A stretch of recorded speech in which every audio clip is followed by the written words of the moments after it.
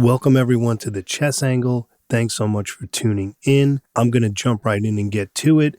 A little bit of housekeeping, if you will, to start things off. Our website, thechessangle.com, once again, thechessangle.com, has been completely updated and overhauled. The website address is the same, but the website has been completely updated to enhance the experience for the listener. I think you're really going to enjoy it. If you haven't seen it yet, you can listen to our entire catalog. It's optimized for desktop and mobile. You can message us. You can easily share episodes, and you can even leave a voicemail now. If you go on the site, on the lower right, there is a microphone icon, and you can easily leave us a voice message if you want, and I can even play that on the air, which might be really cool. So if you have a question or a thought or a topic idea, if you leave us a voice message, I could play it on the air if you want. You can certainly indicate that you would rather not have it played, but I think that's a really cool feature. It's easy to use. There's nothing to download.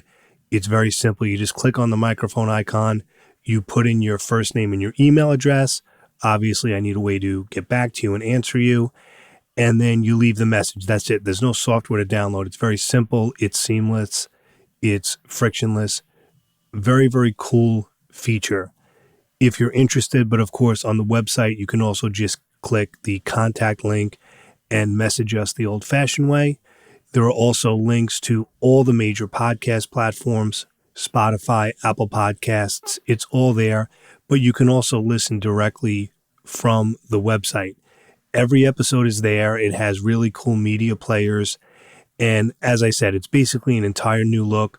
But once again, to repeat, the website address is the same as it's always been, thechessangle.com. And what's cool also is I can add custom pages now. The old site had all the episodes, but it was very limited. So I wanted to upgrade again to make the experience more interactive and more immersive and more enjoyable for the listener. Now, also, many people listen while they're working at the computer, some people at work, and I know that many companies are very strict as far as what sites that they allow. They may not allow certain apps like Spotify or something like that. I know there are some restrictions, so if you go to thechessangle.com, you can keep it open in a separate tab while you work, listen to the episodes.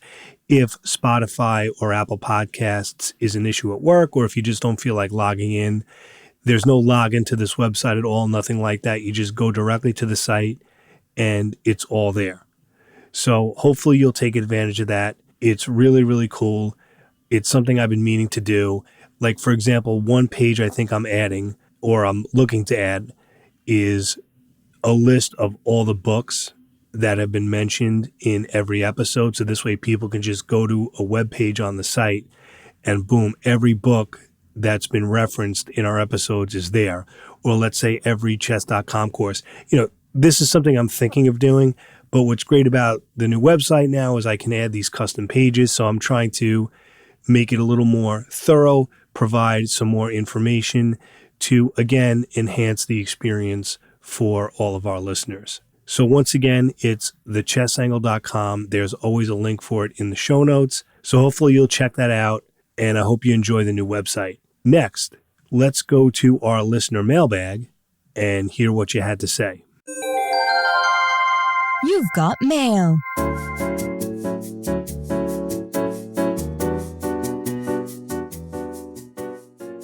Our first email is from Raphael. He says, "Hi, I am Raphael from Singapore. I am a longtime listener, grade 5, and I always anticipate every Sunday's episode. Here is my question. What study material do you recommend related to the middle game? I feel like I know what to do, but I don't know how to do it. Thanks for your work with the podcast." Well, Raphael, I really appreciate your email, and you're not alone. Many of us feel like we know what to do, but we're not sure how to do it, right? That's the ongoing struggle. That's the grind, and that's the battle that we constantly deal with. So I understand where you're coming from, and I just want to thank you for listening to the podcast. I'm always very, very happy when I hear that kids are listening to the chess angle. My original mission was to focus on adult amateur players who are really busy. But the truth is, we've developed a very large following of younger listeners. And I think that's fantastic that we have that demographic. And the truth is, this really is a podcast for everybody. We talk about adult improvement a lot, and we use the term amateur players and adult improvers, but there's no reason that students and players of all ages can't benefit. I think it's great that you're listening. You're in grade 5, so you're probably about 10 years old. I work with kids about your age for my day job. I teach middle school, so it's fantastic to hear from you. So a big shout out to Raphael and all of our younger listeners under the age of 18 who are listening. Maybe you're still in elementary school or middle school or high school. That's awesome. We love having you as part of our audience, and I'm really honored that we have such a broad demographic. We have people who are 5 years old who listen to this podcast, who are 20, 30, 40, 80s and beyond. It's fantastic. So I was really happy to get your email, Raphael. Now, to answer your question about middle game study material, I'm going to recommend 3 books, 2 of which I've mentioned. The first, of course, is The Amateur's Mind by Jeremy Silman, which I do feel is the most important instructional book generally. It really is a middle game book. Jeremy Silman talks about his system of imbalances and how to read a position and how to determine what your plans are and what your responsibilities are in the position.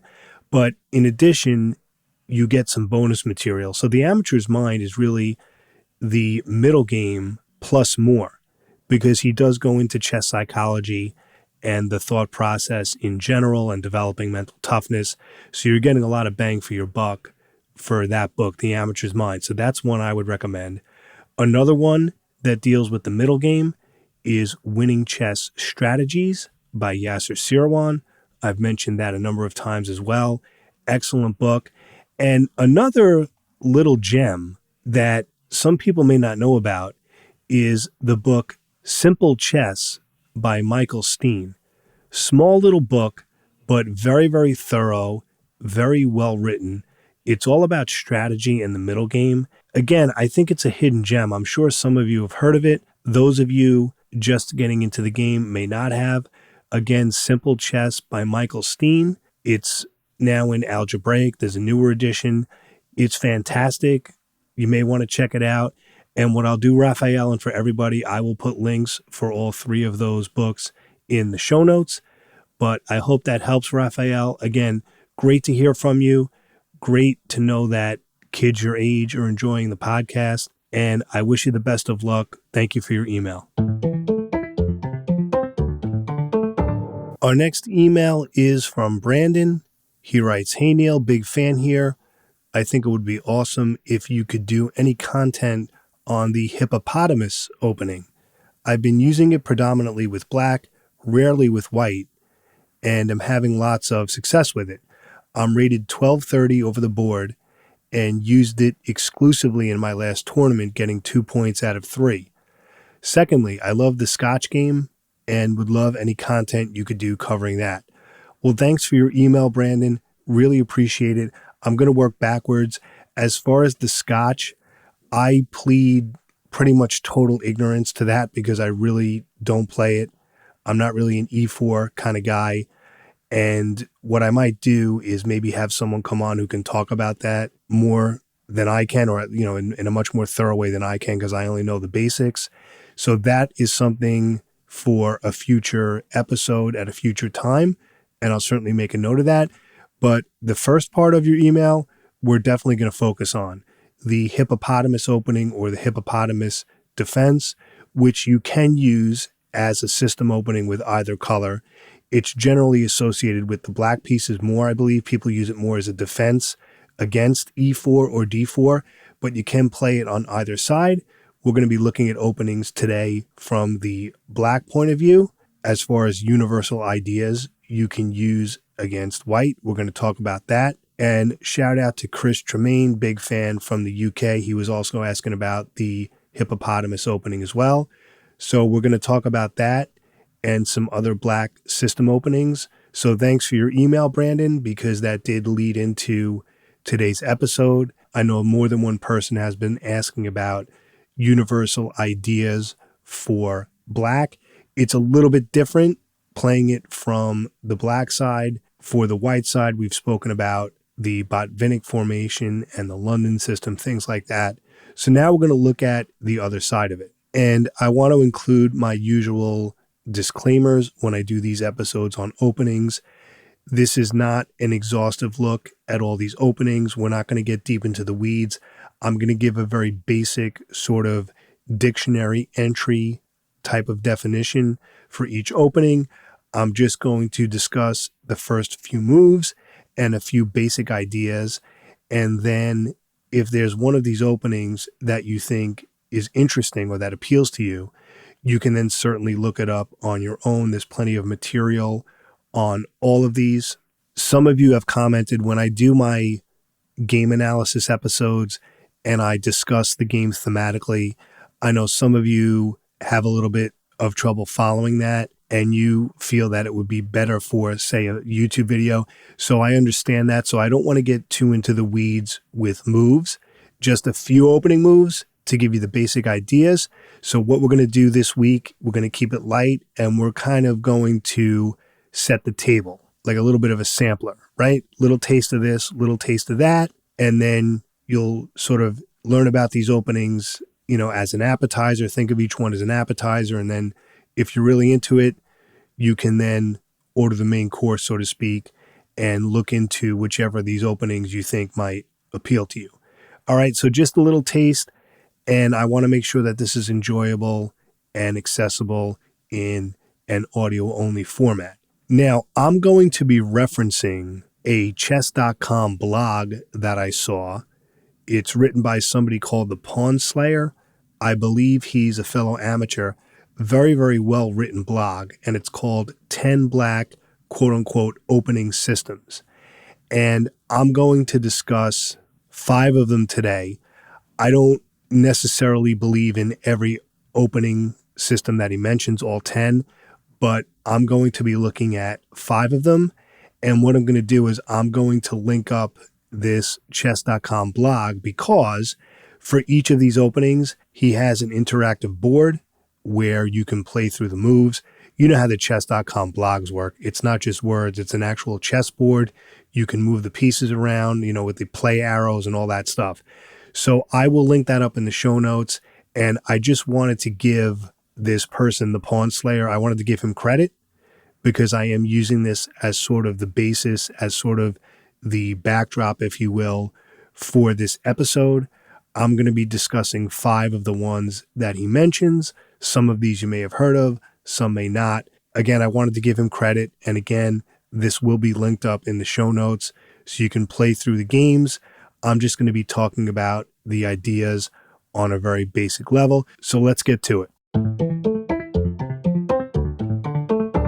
So the first black universal defense we're going to look at, or system for black, is the modern defense. Somewhat popular opening. I'm seeing it more and more at the club.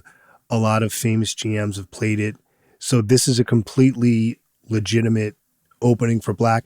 Nothing I'm giving you here today is sort of theoretically unsound or kind of like gimmicky for the most part. I mean, the Hippopotamus Defense, some people think of it as a little gimmicky, but I'll save my comments for that when we get to it. But the modern defense is a legit opening. And what happens is when white plays e4, black responds with g6. And the idea is that he's going to fianchetto his king's bishop. He's going to go bishop to g7. And it's the hyper-modern idea of controlling the center with pieces rather than pawns. Nimzovich was a big proponent of that.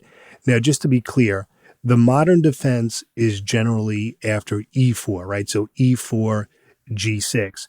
But you can absolutely play this after d4, right? So you can go d4, g6. But the thing is, and this is something he mentions in the blog I linked up, after d4, g6, white may not play e4. He may go into like a traditional d4 opening. So it might be something like d4, G6, and then C4. And then you're getting into your typical queen pawn openings. And an important note to remember with everything I'm discussing today, as with any opening, all this stuff can transpose, right? It can transpose into really whatever, depending on how white responds. But after E4, G6, that's the traditional modern defense. And of course, after D4, you can play it as well. But just remember, after D4, G6, white may not respond with E4 as a second move. He may go into C4. So that's an important distinction I just wanted to repeat. But after E4, G6, the idea is that you're going to fianchetto your king's bishop and control the center with pieces. Again, that is a hypermodern idea. So, for example, let's just take one line real quick. So after E4, G6, D4, Bishop G7, the battle has already begun. It's white's pawn center versus black controlling it with pieces. And one thing to note, black sometimes delays in developing his G8 knight because he doesn't want to block the bishop. I mean, it could go on F6, but sometimes black might play E6 and then go knight E7. I don't want to get too into the weeds and too into the theory as I promised you, but the idea is that black can play one G6 after E4 or D4 or pretty much anything that white plays. And I do know a number of players who use that sort of King's Indian setup, that G6, Bishop G7 idea as a defense against almost anything. All right, but just to be clear about the terminology, the modern defense is generally E4, G6, but you can respond D4, G6. It does work. Usually after E4, G6, white will play D4, and he'll have that pawn center. But after D4, G6, he may not do that. But the modern defense is very interesting opening, hyper modern, and I know a lot of stronger players use this if they're really looking to win with the black pieces. But again, regardless of whether you have white or black, you should always play to win. Just as a little side interjection, I want to repeat something that has been a long-time pet peeve of mine, which is the idea that at the amateur level, you have this tremendous advantage by having the white pieces. You don't. The mistakes at the amateur level are so pronounced and so common. I mean, they might be major mistakes, they might be subtle mistakes, but the games are going to be riddled with mistakes that any possible advantage white might have from moving first is completely negated. So that's really grandmaster stuff. When they talk about any advantage by having the white pieces, that really doesn't apply to us. So always play to win, regardless of which color you have. Don't think if you have the black pieces that you should be happy with just a draw. And coming up in just a moment will be the featured opening of this episode, the Hippopotamus Defense. That's coming up after these messages. All right, let's talk about the Hippopotamus Defense. So a couple of things up front. This is actually a system opening. It's a structure. You're aiming to have certain pieces and pawns on certain squares. It's a formation, and you can play it with either color. You can actually play this with the white pieces or the black pieces. It's thought of more as a defensive move, right, for the player who moves second. So we're going to look at this from black's point of view. That's generally how it's used. And when I look at this opening, it's almost like when you were a kid and you would play hockey, like whoever was playing goalie, he would just like bury himself deep in the net. He would just cover the whole net. That's kind of what this is. It's sort of this blockading opening. It's basically like a big hippopotamus is lying across the chessboard and just sort of blocks everything. The idea is that you are covering the entire fifth rank with your pieces and pawns. In other words, white can't put any pieces on the fifth rank, and black, with the Hippopotamus Defense, does not move his pieces past his third rank. He only moves some of his pawns one square, and that's it. So basically, the H, G, E, D, B, and A pawns each move up one square. So think of it this way. You're moving every pawn one square forward, except for your F pawn and your C pawn, okay, with the black pieces. Your knights go on E7 and D7, and both of your bishops are fianchettoed on G7 and B7. That's the main structure. So again, when you look at the blog that I linked up, he has it listed as number 3, the Black Hippo. You can actually see a board and see the pieces, but that's basically the formation. Again, nothing is moved past the 6th rank. And the idea is that Black's a bit cramped, but he really has no weaknesses, and he's flexible. He's sort of stopping White from attacking. Now, you do have to practice this a bit because this is an opening where if you don't think and you just kind of move pieces, you can easily get crushed. Some ideas for Black. Black may look to expand with F5. That's a lever he can look for. Or C5, basically the 2 pawns that he didn't move yet. But there might be some lines involving E5 or D5, depending on what White does. But these are just some ideas. But the idea is that you're forming this formation and this blockade and being very patient, and you hope that White is going to push things and overextend, and then you can take advantage. Now, understand as far as move order, because I gave you the formation, let's talk about move order. It actually starts as a modern defense. This is an offshoot of the modern defense. So after E4, Black would play G6, and then D4, Bishop G7, Knight C3, D6, Bishop E3, A6. I'm going to stop there. That's just a sample opening, but the idea is to achieve that structure that I mentioned. And again, what's really wild about this opening is that it does work, it's sound, but yet you're not moving any of your pieces as Black past the 6th rank. And that's pretty much it, because I don't want to get into specific lines or go through a game in audio only, but that's the structure. Very, very interesting opening. I don't believe I've ever faced it over the board.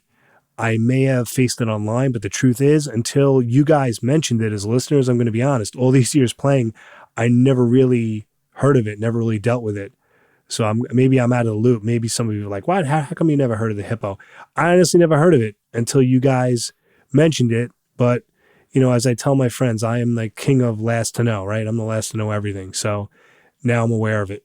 Now, as far as why it's called the hippopotamus opening, I'm just making an assumption that it's because you're sort of covering every square, like you're sort of doing this blockade. It's like this big hippopotamus, like you're covering everything. But according to Wikipedia, which I don't know if that's the most legitimate source, but it says, I'm going to read from Wikipedia, I'm quoting, the opening first came to public prominence after being adopted twice by Boris Spassky in his 1966 World Championship match against Petrosian, after which the setup was dubbed the hippopotamus by commentators.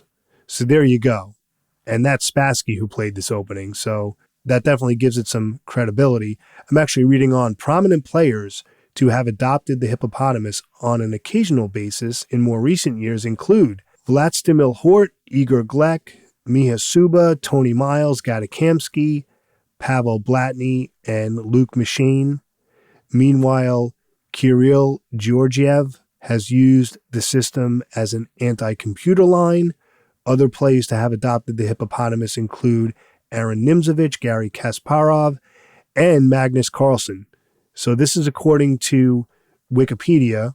I mean, generally their information is usually pretty accurate for stuff like this, but they have references for all this stuff. So I'm assuming that it's legit. But just to show you that the Hippopotamus Defense is not just for us amateurs, it's definitely a thing. So I thought I would mention that entry just to give a little background of the opening and who plays it. So the commentators dubbed it the hippopotamus structure. Again, if you check out the blog, the interactive board, you'll see the setup, you'll see the structure. And I mean, there's courses now. I mean, I think there's even some books on it.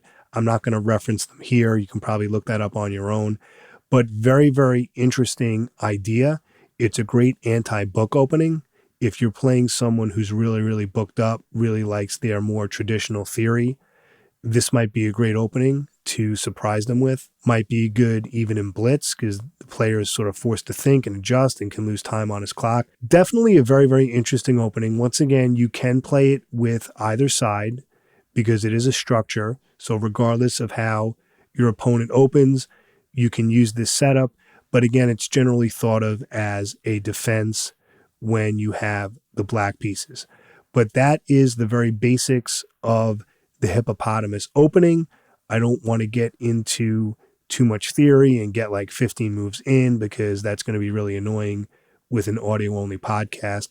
But I just wanted to give a snapshot of what I think is a very, very interesting opening idea. Very offbeat, very unconventional, yet very solid, very sound, and it can really mess with your opponent's head, which is always good, because at the amateur level, that's all it takes. I mean, that's true at the higher levels as well.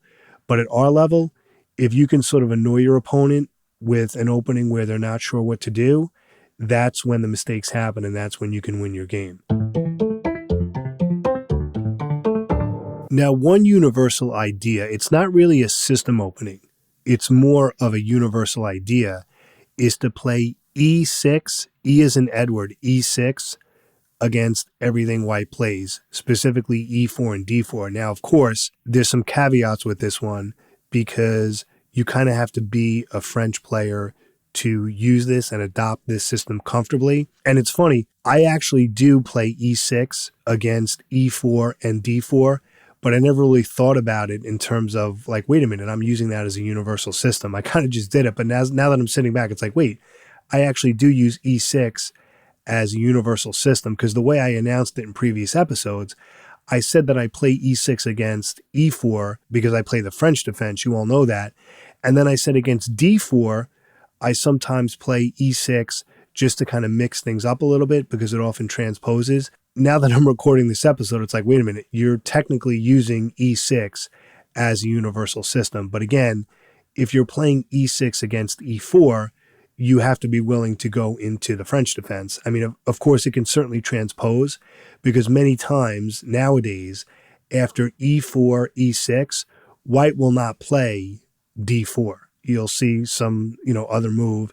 I mean, it'll end up transposing into a French often anyway. Something to be aware of. So against E4, E6 is obviously the French defense.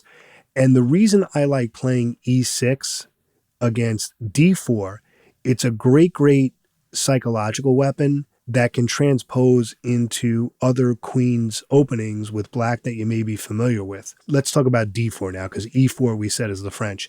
Against D4, E6, it can transpose into a Nimzo-Indian defense, an English opening, a Dutch, a Queen's Gambit declined. And he explains this very, very well in the blog that I'm referencing for this episode. He has it as number 4, E6 against everything. And for me personally, now this is my own bias, a lot of the openings that it transposes into, I normally play anyway. So D4, E6 can easily transpose into a Nimzo Indian, again, a Queen's Indian, even a Bogo Indian, where you get in that early Bishop B4 check. And usually after D4, E6, you can follow up with B6. And like I said, it can easily turn into a Queen's Indian or an English or a Nimzo. But the other reason I like playing D4, E6 is it stops your Trompowsky right away.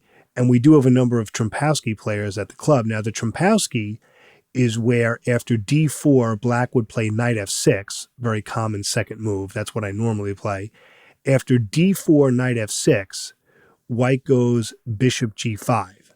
And the idea is that you're attacking the knight, you're threatening to double black's pawns. It's an aggressive opening, but obviously after D4, E6, he can't play bishop G5 because black's queen is just going to take it, and there's also no reason to play it because there's no knight on F6 to tease. So against a few Trompowsky players at the club, who I really know love playing the Trompowsky players are kind of like London system players. They really enjoy playing that opening. So after D4, I'll play E6.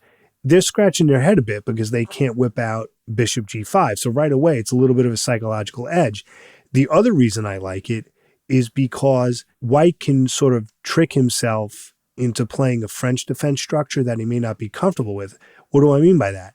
After D4, E6, white might say, oh, he's allowing me to get in D4 and E4, right? The traditional pawn center. Oh, it's okay. If I play D4 and he plays E6, I'm going to go E4 and get my pawn center because that's what I'm supposed to do, quote unquote. But then after black plays d5, guess what? We now have a French defense. It's basically like e4, e6, d4, d5. And white has sort of tricked himself, quote unquote, into playing a French defense structure when he may not be comfortable with that. In fact, I did play one player where he ended up doing that. And he was like, yeah, wait a minute. He's like, I did that almost on autopilot. He goes, I didn't really want to play a French structure though. So, these are different things. That d4, e6, really, really sneaky little move. Because a lot of times, if the player with the white pieces has never seen that d4, e6, he might think that there's something like hidden going on, like you have this wild plan up your sleeve. And it's really not. The whole point of d4, e6 is that it's just a very flexible move, and it's something different than the usual knight f6 or d5. But the truth is, e6 is a move you're going to play in like a zillion queen pawn openings anyway. But again, it takes away the Trompowsky. It's not really a traditional first move by black, but it works really, really well against d4. I definitely use e6 against everything quite often. Not always. I mean, against d4, I usually play knight f6 probably 80% of the time, 80 to 85% of the time. And I try to go into a Nimzo or a Queen's Indian. I use that for myself, but that's a separate discussion. I did a whole podcast on that. But if I play e6 instead, it's just sort of to throw white off, but I usually end up getting into a Nimzo or Queens anyway, if I can steer it into, that direction. Of course, if you want to turn the game into an opening that you're comfortable with, you kind of want to control the structure that you end up with. I mean, white has to play along to a certain degree. Even after I play e6 as my first move against d4, I can usually steer it into a queen's pawn opening that I'm comfortable with. But for some reason, e6 throws white off a lot more than something like knight f6, which they're expecting. And that's really the point of this opening. When white plays d4, he or she is going to expect something like d5 or knight f6. And if you play something else, they have to think a little bit, might throw them off their game, which is what you want. So e6 is a great idea against both e4 and d4. The next universal idea for black is to play b6, b as in boy, b6, 1b6 against anything that white opens with, whether it be e4, d4, knight f3, whatever it might be. This is becoming extremely popular lately. There are courses on this, books on this, where black opens with 1b6 as a universal response. And the idea, again, is flexibility and to sort of enter uncharted territory and to mess with white's head and throw him off his game. Now, against e4, this is referred to as the Owens defense, right? Owen. What movie was that? Was that Throw Mama from the Train with Danny DeVito? Those of you who are my age may remember that movie, right? His mother, right, called him Owen, right? I don't know. I'm seeing Owens defense. It's making me think of Throw Mama from the Train. Anyway, I digress. So the idea is after b6, you're going to fianchetto with bishop b7. Hypermodern idea. You'll probably follow up with knight f6. This way, both of those pieces are controlling e4. And again, no matter what white opens with, you can play this move similar to the modern defense where you play g6. Now you're just doing it on the other side of the board. You're fianchettoing your queen's bishop. And again, it's the hypermodern idea of controlling the center with pieces rather than with pawns. And this can go in many, many different directions depending on how white plays. I'm not going to give specific lines here, but the point is that b6 can be used against pretty much anything. Now, I use b6 against the English. It's called the English defense. Against c4, I spoke about this in a previous episode that I did on the English opening, which I'm too lazy to look up right now. I forget what number it was, but if you look in our catalog, I did an episode on responding to the English opening as black. You can check that out. But after c4, I always play b6. Very flexible move. and very effective move against the English opening. So I do use b6 against the English. I don't really use it as a universal defense. I mean, sometimes against the English, I'll play knight f6, do like a Nimzo English type thing. But my go-to against c4 is b6. But again, for this episode, we're talking about the fact that you can play b6 against d4 or e4 as well, pretty much against anything that white opens with. Again, this is becoming very popular. It is very popular now. And it's a very, very flexible move.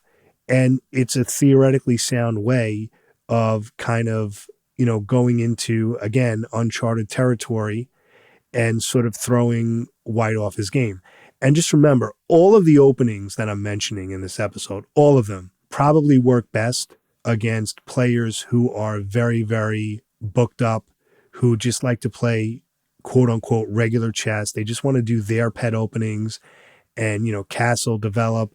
And then when you play these openings and it throws them off their game and they have to play out of book already on move 2 or 3, that can give you a tremendous psychological advantage. So again, b6 works against anything. Against e4, it's referred to as the Owens defense. I think that's correct. I don't think like d4, b6 is not really the Owens defense. Same thing with the modern defense, because people refer to 1g6 as the modern defense against anything. Technically, not to be literal, but I believe e4, g6 is what makes it the modern defense, even though you can play g6 against anything. Same thing here. I just want to get the labeling correct. After d4, b6, that's just, playing b6 against d4. I don't think it has a name. All right, I mean, some people might refer to it as Owens defense after d4 as well. Nothing really wrong with that. In fact, I think he does that in the blog. That's fine. I was just kind of looking this up just to get the sort of historically accurate terminology. But b6, very interesting idea, unconventional idea against whatever move white plays on move 1.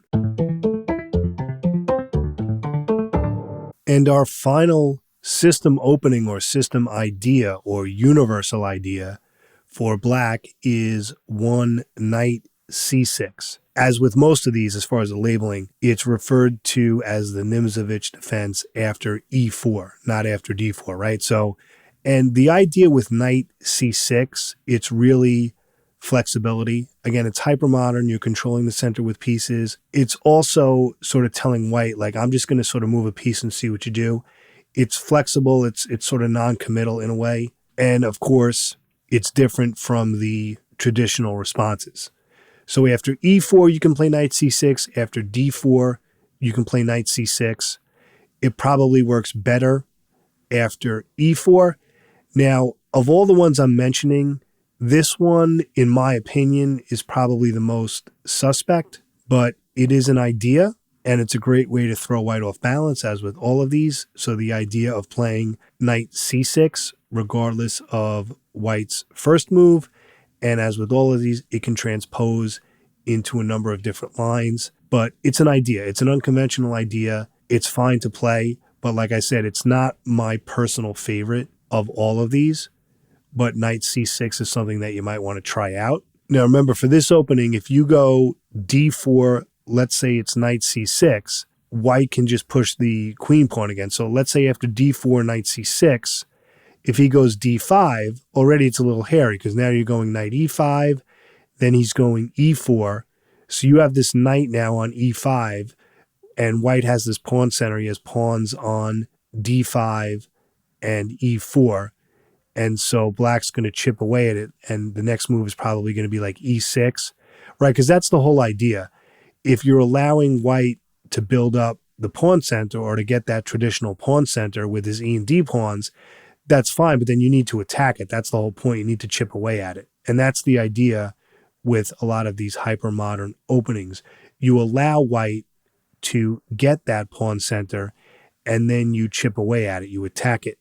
That's really what the battle is all about. So to review, we have one g6, the modern defense. Then we have the Hippopotamus defense. That's a whole structure that I explained. We have e6, which is one of my favorites. That's the universal opening that I use. Against e4, though, remember, if you're playing e6, you kind of have to commit to the French defense because that's what it is. And against d4, it will often transpose into a number of traditional queen's pawn openings like the Nimzo or the queens. The English opening it'll transpose into very often, but I like e6 against d4 especially because it stops the Trompowsky. So if you're playing a real diehard Trompowsky player, that's a great choice. And then we spoke about b6, B as in boy, against e4, that's referred to as the Owens defense. b6, again, very flexible. You're going to fianchetto your bishop. And then the final one we spoke about, which is not really my favorite of the bunch, but I wanted to mention it, which is knight c6 after e4. That's referred to as the Nimzovich defense.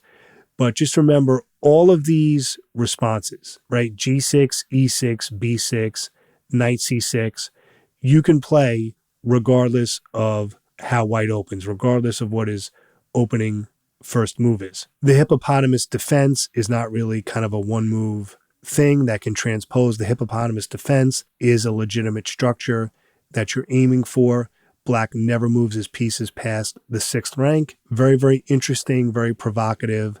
I mean, of all of these, the one that's probably the most common as far as being used against anything would probably be the modern defense, especially against e4.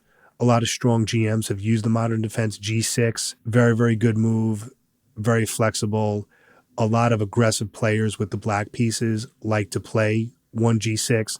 But anyway, these are 5 system ideas, quote unquote system ideas for black, something you may want to look into. The blog that I used as the basis for this episode, again, is linked up. I want to give that person credit. I don't necessarily agree with every nook and cranny in it, but it's very, very well written, and he presents the ideas very well. I just chose the 5 that I feel are the most promising. Just some reminders, be sure to check out our updated website. It's got a beautiful look. It's completely overhauled, whether you're on a desktop or a laptop or a phone or a tablet. It's been optimized. So that being said, I hope this was useful. I hope it was interesting. It was certainly interesting for me because with this podcast, I definitely learned things for myself. Hope you enjoyed it. Really appreciate you listening. And as always, I hope you win your next game. Have a great week, everybody.